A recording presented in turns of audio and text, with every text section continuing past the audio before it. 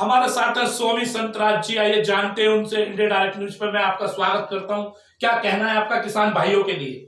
मैं direct news के लिए धन्यवाद दूंगा कि आपने जो कितना कीमती समय निकाला। और मैं शम्स युवराज, राष्ट्रीय अध्यक्ष भारतीय जनजागृति पार्टी जो हम चलाते हैं, तो मेरा यही कहना है किसानों के लिए कि किसान जो कर रहे हैं बिल्कुल ठीक कर रहे हैं और किसान अपनी मांग को बिल्कुल सही जायज़ मांग रहे हैं, जो कि मान रहे हैं, परंतु सरकार इस मांग को जायज़ नहीं ठहरा रही है। ये सरकार की हठधर्मिता है, ये हिटलरशाही है, ये तानाशाही है और सरकार मुझे लगता है कि फेल हो चुकी है बिल्कुल, क्योंकि मोदी जी की जो आत्मा है अंदर से बिल्कुल मर चुकी है। इसीलिए वो पुलिस का, प्रशासन का, फौजियों का उनका सहारा लेती है। इसलिए सिंधु बॉर्डर को मैंने आज देखा। आज मैं सिंधु बॉर्डर पर गया हूँ, मैं जो कि कई स्थानों पर गया, तो मैंने ये देखा है और दूसरा जो गाजियाबाद वाले बॉर्डर को भी देखा है, तो उसे बिल्कुल जलियांवाला बाग जैसा एक पोजीशन कर दी है। पर जनता से ज़्यादा फौज है, पुलिस है, उनके पास में स्टैंड गन है, हथियार है, पानी की बौछार करने वाली मशीन है। ऐसा लगता है कि जलियांवाला बाग की कहानी दोबारा दोहराने की शूटिंग की जा रही है, तैयारी की जा रही है। जैसा कि मैं आपको बता दूं कि बिल के बारे में जैसे बात कर रहे हैं, ये बिल वापस लेती है सरकार या नहीं लेती, क्या कहना है इसके बारे में?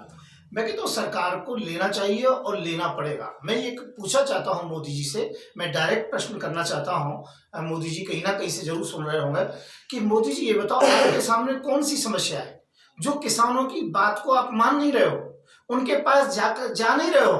अरे गलतियां इंसान से होती हैं, आपसे भी गलती हो गई, आप किसानों से माफी मांग लीजिए। किसान अन्नदाता है। आपने मुसलमानों से माफी नहीं मांगी थी, मुसलमानों की बात भी जायज थी। जहां शाहीनबाग को हमने लगाया पूरे देश के अंतर्गत में सीए एनआरसी के विषय में जो कि हम लोग बोले, पर आपने कह दिया मुसलमान है। और अमित शाह जी ने तो ये कहा जब मैं मध्यस्थता के लिए गया, अपने आप बैठे हैं, अपने आप उठ जाएंगे। आपके कार्यकर्ताओं ने वहां पर गोलियां भी चलाई, आपके इशारे से वहां क्या नहीं हुआ। उसके बाद में दंगे हुए, मुसलमानों के आंदोलन को दबा दिया गया। हिम्मत है तो एक बार किसानों को भी कह के देखो ना कि अपने आप बैठे हैं यहाँ पर। आप कहोगे मैं जब भी कहता हूं आगे बोलता हूं, मैं ये कहना चाहता हूं आखिरकार किसानों का कसूर क्या है? किसानों ने ऐसा क्या कर दिया जो किसानों को दबाया जा रहा है? कभी मुसलमानों को दबाया जाता है, कभी किसानों को दबाया जाता है, और कभी निजीकरण के नाम पर जितने भी आरक्षण के कोटे के अंतर्गत आते हैं उनको दबाया जाता है। आपके पास कोई जवाब है मोदी जी? मैं आपसे जवाब मांगता हूं। हद हो गई हर चीज की एकदम से। आप कर भी क्या सकते हो? आपसे आशा ही है। मैं ये कहता हूं देश का, भारत का दुर्भाग्य है कि ऐसा प्रधानमंत्री भारत को मिला है जिसका काले अक्षर के अंतर्गत में नाम जाएगा, जो कि किसान की बात को नहीं मान सकता है। किसान अन्नदाता है, किसान को मजबूर कर दिया है सर्दी के अंतर्गत बैठने के लिए। किसान को शौक नहीं है मानना कि जो किसान वहां पर बैठे।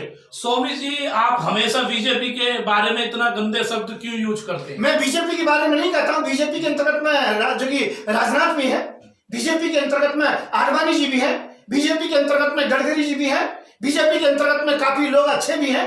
परंतु मैं ये कहना चाहता हूं मोदी जैसा व्यक्ति और योगी जैसे व्यक्ति भाजपा के अंतर्गत में होंगे, भाजपा का बेड़ा गर्क हो जाएगा।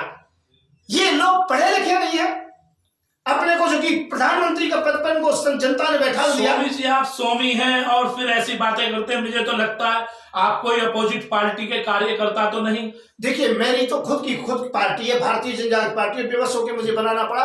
क्यों? क्योंकि ये गाय का मांस सबसे ज्यादा बेचते हैं। इस बात का आज तक जवाब नहीं है। जब भी गाय की चर्चा करता हूं, गाय का मांस मत बेचिए, तभी मुझे जेल के अंतर्गत में डाल देते हैं। चलो कोई बात नहीं है। मैं ये कह रहा हूं किसानों के विषय में आपके पास कोई जवाब है?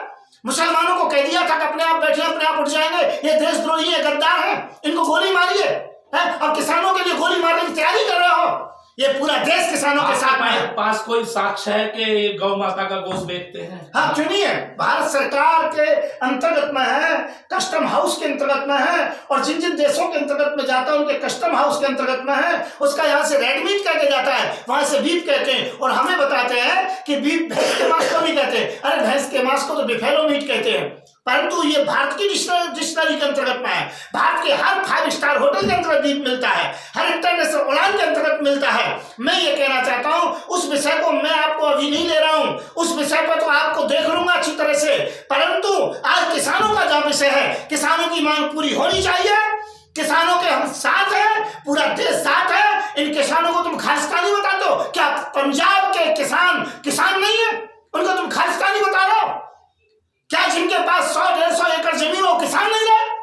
जो गरीब किसानों की मांग उठा रहे हैं, किसानों को झूठा वादा करते हो कि ये देंगे वो देंगे। मैं ये कहना चाहता हूं, डीजल आधे रेट में दीजिए, बिजली आधे रेट में दीजिए, खाद आधे रेट में दीजिए। ये जो काम करना चाहिए वो काम किया नहीं। डंकल प्रस्ताव आपने रख दिया, तो ये डंकल प्रस्ताव है जो कभी कांग्रेस लाई थी। अब इसको 3 भागों में विभक्त करके जो व्यक्ति समझ भी ना पाए, इस प्रकार की स्थिति से मैं ये कह रहा हूं, ये सरकार किसान विरोधी है, मुस्लिम विरोधी है, और ये पूंजीपतियों की जो कि सरकार है, ये गरीब विरोधी है। इस सरकार को तो अब उखड़ना ही होगा हर स्थिति के अंतर्गत में। मैं इस बात का जो वायदा करता हूं, बिल्कुल किसानों के साथ अन्याय हो रहा है, ये अन्याय हम सहन नहीं कर पाएंगे। माननीय, मुझे ऐसा लगता है स्वामी जी आपका कोई पर्सनल एजेंडा है माननीय प्रधानमंत्री नरेंद्र मोदी के लिए। आप इतनी कड़वाहट में बात कर रहे हैं, आपका कोई पर्सनल एजेंडा तो नहीं है? देखिए, पर्सनल कुछ नहीं है। जो कि 1990 की एक वाकया है कि मैं भी घर से नाराज होकर चला गया था और मोदी जी भी नाराज होकर पत्नी को छोड़ के आ गए थे।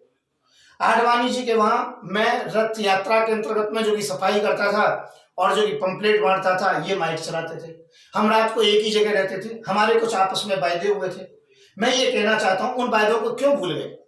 मैं ये बात करना चाहता हूं, मैं ये नहीं कहना चाहता हूं। अच्छा, आप और प्रधानमंत्री जी एक साथ रहते थे? हाँ, एक साथ 2-2.5 महीने रहे थे और उसके अंतर्गत में कई हमारे बात हुए देश हित के लिए।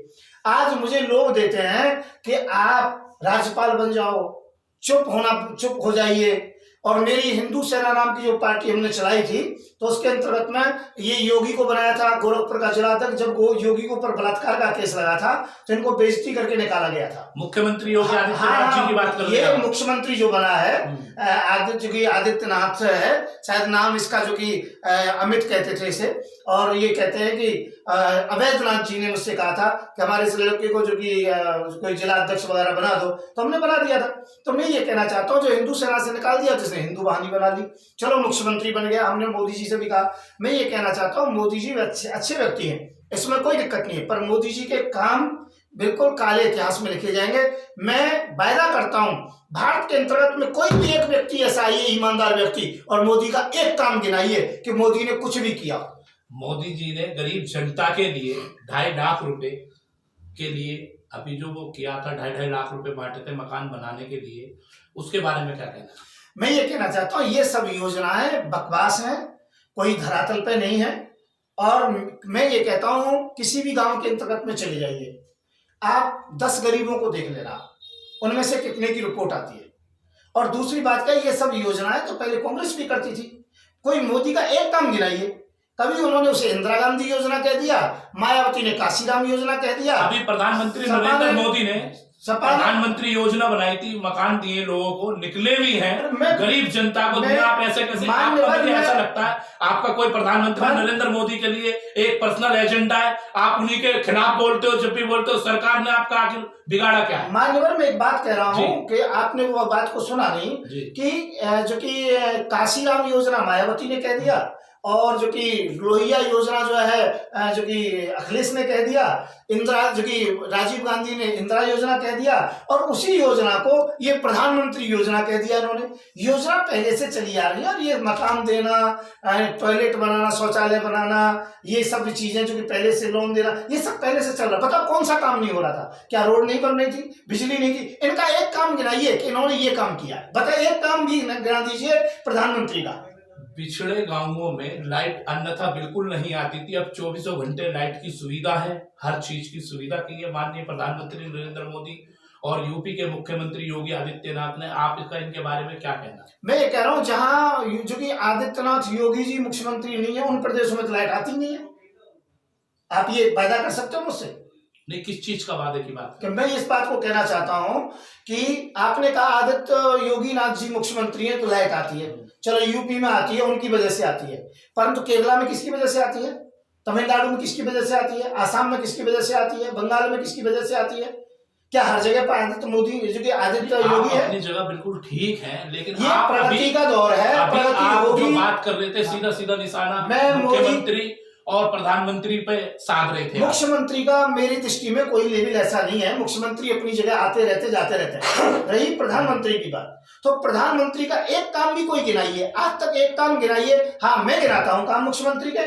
उन्होंने गरीबों का शोषण किया है, उन्होंने रेल बेची है, उन्होंने जहाज बेचे हैं, उन्होंने बड़ी बड़ी कंपनियां बेची हैं, बड़ी बड़ी कंपनियां बंद की है, नोटबंदी की है, मैं क्या नोटबंदी की है।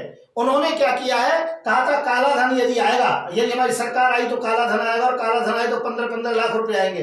ये झूठ बोला है। योगी जी ने क्या, जो मोदी जी ने क्या किया है, 15 नहीं आए, लेकिन 15-15 हजार रुपए आए थे अकाउंट में। मैं क्या कह रहा हूं, आप इस बात को मान्यवर कहिए कि उन्होंने एक काम भी किया, उन्होंने हिंदू मुसलमान को लड़ाया, भाई भाई को दूर किया है, उन्होंने लोगों के मुंह से मुछीके बांधे, उन्होंने लोगों को मारा है, उन लोगों को पैदल चलने के लिए विवश किया है, लोगों को बेरोजगार किया है। आज ये बताइए देश की अर्थव्यवस्था क्या है, जीडीपी क्या है? मैं आपको एक बात बताऊंगा, आपका जो भी कहना है मेरी तो समझ से बाहर है, लेकिन मैं आपको मैं रोजगार की बात करता हूं। मेरी बात सुनिए। आप सीधा सीधा निशाना साध रहे हैं प्रधानमंत्री जी पे। दूसरी बात, आप कह रहे हैं प्रधानमंत्री जी का एक भी काम गिनाइए। मैं आपको काम गिनाता हूँ, महिलाएं सुरक्षित है। महिला, हाँ, मैं आपको कहना चाहता हूँ, आप बलात्कारों की लिस्ट निकालिए ईमानदारी से, चाहे किसी भी प्रदेश की निकाल लीजिए, पूरे देश की निकाल लीजिए। पहले प्रधानमंत्रियों से ज्यादा इनके कार्यकाल में बलात्कार ज्यादा हुए हैं, और इतना नंगा नाच हुआ है कह नहीं सकते। दूसरी बात बताना चाहता हूं, और लोगों की सत्ता थी, परंतु उस सत्ता की पार्टी के लोगों ने बलात्कार नहीं किया। इनके तो खुद भाजपा के नेता 99% बलात्कारी हैं। नहीं, ये आप देखिए बल बातें करने से नहीं, आप भाजपा के नेताओं को देखिए, लिस्ट बनाइए, उनमें से कितने लोगों के ऊपर बलात्कार और कितने लोगों को बलात्कार। इनके भाजपा में तो ऐसे माननीय मुख्यमंत्री योगी आदित्यनाथ ने पार्टी से निकाला, मुख्यमंत्री उसके गोरखपुर में देखो ना केस जाकर के, उनका जो लिस्ट देखिए ना, आपका ना हो तो मैं आपको लिस्ट लाता हूँ, आपके चैनल पर अगली बार दिखाता हूँ। मैं ये नहीं कर, आप हमारे चैनल के माध्यम से अपनी आवाज को जनता तक पहुंचा रहे हैं, लेकिन इसका मतलब या तो आपका कोई पर्सनल एजेंडा है। मैं बार बार इस बात को कह रहा हूँ, आप मेरा पर्सनल एजेंडा एक ही है, गाय को राष्ट्रीय पशु घोषित करना पड़ेगा, गाय का मांस विदेश जाने से रोकना पड़ेगा। भाजपा के अंतर्गत में गाय का मांस सबसे ज्यादा जाता है। इस बात को जो कि आप लोगों से पूछो, आप सरकार का जो कि आप लीजिए, सरकार से डिटेल लीजिए, विदेशों से डिटेल लीजिए, हमसे डिटेल लीजिए, किसी से भी लीजिए। मैं कह रहा हूं मोदी जी गंगाजली हाथ में रख लें और गऊ के सर पे हाथ रख दें और बताएं कि वो गाय का मांस सबसे ज्यादा बेचते हैं या नहीं बेचते हैं। नहीं, बगैर शास्त्र के तो आप नहीं कह सकते इस बात को। आरोप लगाना किसी पे गलत होगा बगैर किसी सबूत के, अन्यथा आपके पास सबूत है तो ठीक है, नहीं है तो फिर मान्यवर, मुसलमान एक गाय मार देता है, लोग उसे मार देते हैं। कितने घरों में ऐसा हुआ है, चाहे वो कोई भी, जो काफी जगह पर ऐसा हुआ है, मुसलमान के घर में थोड़ा गाय का मांस मिला उसे मार देते। मैं ये कह रहा हूं मोदी जी भारत के प्रधानमंत्री हैं, भारत से हजारों गायों का मांस रोजाना विदेश जाता है। मोदी जी के लिए कभी किसी ने कहा है? आरएसएस बार बार कहना चाह रहा हूं, शंकराचार्य ने कुछ कहा है? समझ में नहीं आ रही है स्वामी जी, मेरा साफ कहना है, आपके पास नहीं समझ रहे। नहीं, आप टीवी चैनलों को भाजपा से फंडिंग मिल रही है? ऐसा कुछ नहीं है, कोई फंडिंग नहीं मिली है, लेकिन आप मेरी बात समझ, आप डरे हुए हैं। मैं डरावा नहीं हूँ, मेरा चैनल डरावा नहीं है, लेकिन आप जो बात करें बगैर सबूत के किसी पे आरोप लगाना आपको सरासर गलत होगा। सबूत क्या चाहिए बताइए? आप विदेश से, आप नेट देखिए, गूगल पर अभी देखिए, रिसर्च कीजिए कि विश्व में सबसे ज्यादा गाय की मांस की बिक्री विदेशों के लिए किस देश से होती है। उसमें हमारा नंबर पहला नंबर आएगा। नहीं, आपका ही तो आएगा नंबर, आपका आएगा, हमारा देश का। अभी आपने कहा हमारा देश का नंबर पहले, अभी आपने कहा हमारा देश का नंबर पहले। हमारा प्रधानमंत्री सबसे ज्यादा गाय का मांस बेचता है। देखिए आप सीधा आप अपनी पार्टी, या तो मुझे लगता है किसी अपोजिट पार्टी माननीय प्रधानमंत्री जी के बारे में ऐसा बोलने के लिए पैसे दिए हैं या आपको खरीद लिया है, आप हमारे चैनल के माध्यम खरीदते हैं तो मोदी जी खरीद रहे हैं, कोई अच्छा काम करते तो मोदी जी कर रहे हैं, कोई याम जा उपग्रह जा रहा है तो मोदी जी सबसे अच्छा काम माननीय प्रधानमंत्री नरेंद्र मोदी ने किया है, वो आधार कार्ड का किया है। कहीं दवा जा रही है तो मोदी जी भेज रहे हैं, कहीं कोई सामान जा रहा है तो मोदी जी भेज रहे हैं, और जो गाय का मांस जा रहा है विदेश तो वो कांग्रेस भेज रही है या और कोई पार्टी भेज रही है या कंपनियां भेज रही है। बगैर सबूत के आप किसी पे कोई भी आरोप या मैं सबूत दे रहा हूं ना। नहीं, ये कोई सबूत नहीं होता ना। कैसे, किस बात का? नहीं, सबूत दीजिए ना, क्यों नहीं दे रहे? मोदी जी पर क्या सबूत है? मोदी जी पर क्या सबूत है? वो गाय का मांस नहीं भेजते।